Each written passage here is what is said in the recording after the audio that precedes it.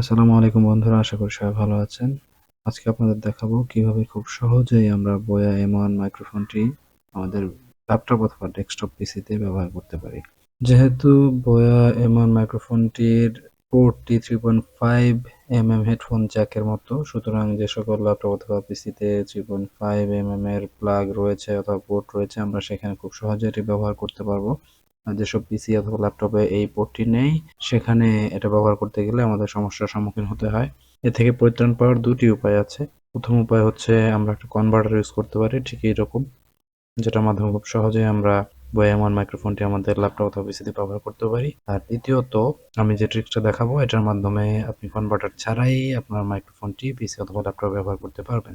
Converter ছাড়া মাইক্রোফোনটি পিসি অথবা laptop ব্যবহার করতে হলে তিনটি বিষয় আমাদের মাথায় রাখতে হবে। প্রথমত, আপনার বোয়ামান মাইক্রোফোনের ব্যাটারি চেম্বারে অবশ্যই একটা ব্যাটারি থাকতে হবে। দ্বিতীয়ত, এই মাইক্রোফোনে একটা সুইচ আছে যেটার মাধ্যমে আপনি মাইক্রোফোনটিকে ক্যামেরা মোড অথবা স্মার্টফোন মোডে চেঞ্জ করে নিতে পারেন। এই সুইচটির মাধ্যমে আমাদের ক্যামেরা মোড অন করে নিতে হবে, যেহেতু আমরা এখানে পিসি অথবা ল্যাপটপ ব্যবহার করব। সুইচটি ক্যামেরা মোডে নিয়ে যেতে হবে, আর অবশ্যই ব্যাটারি থাকতে হবে বললাম। আর দ্বিতীয় বিষয়টি আমি আমার ল্যাপটপ স্ক্রিনের মাধ্যমে আপনাদের বুঝিয়ে দেওয়ার চেষ্টা করব। চলুন এখন আমরা ল্যাপটপ স্ক্রিনের দিকে চলে যাই। এখানে আমাদের কিছু সেটিংস পরিবর্তন করতে হবে। সেটিংসগুলো আমরা সাউন্ডের যে একটা অপশন আছে সেখান থেকে চেঞ্জ করব। সেজন্য আমাদের প্রথমেই পিসি অথবা ল্যাপটপের কন্ট্রোল প্যানেলে চলে যেতে হবে। আর এখন আমার ল্যাপটপে মাইক্রোফোনটি কানেক্টেড নেই। এই অবস্থায় সেটিংস কি আছে আর পরবর্তীতে আমি কি সেটিংস চেঞ্জ করছি এটাই আপনাদের কম্পারেটিভ দেখাবো। কন্ট্রোল প্যানেলে চলে গেলাম। তারপর এখান থেকে আমরা সাউন্ড অপশনে চলে যাব।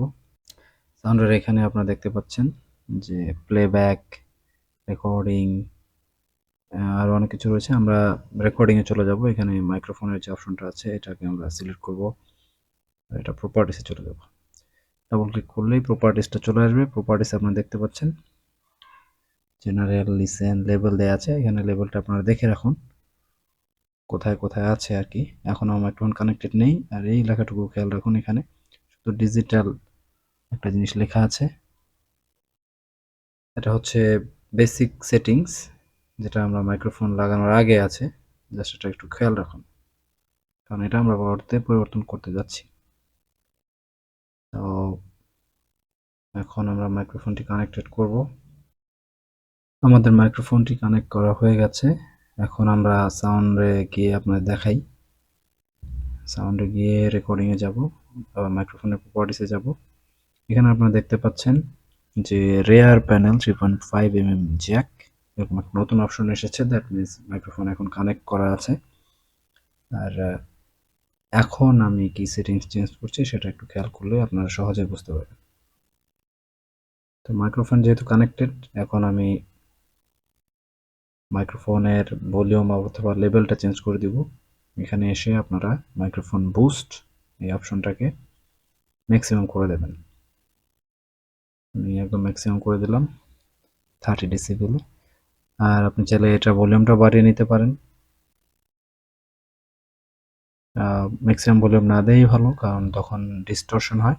আপনারা দেখতে পাচ্ছেন অলরেডি এটা বাড়ানোর সাথে সাথেই একটা ওয়েভ তৈরি হচ্ছে মাইক্রোফোনের অপশনে।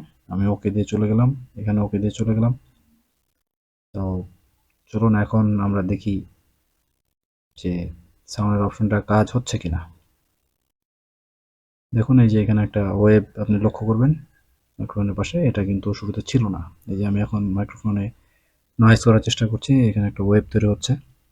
দ্যাট মিনস এই সেটিংস চালু করার মাধ্যমেই মাইক্রোফোনটি অ্যাক্টিভ হয়ে গেছে। তো এখন আপনি রেকর্ডিং করলেই বইয়ের মাধ্যমেই আপনি পিসিতেই রেকর্ডিং করতে পারবেন।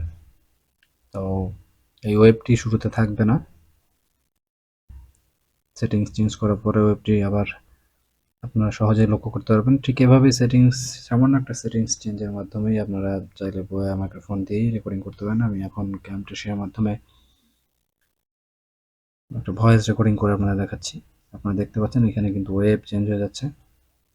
আর মাইক্রোসফটের ডিফল্ট যে রেকর্ডিং অপশন এটাই চালু করা আছে।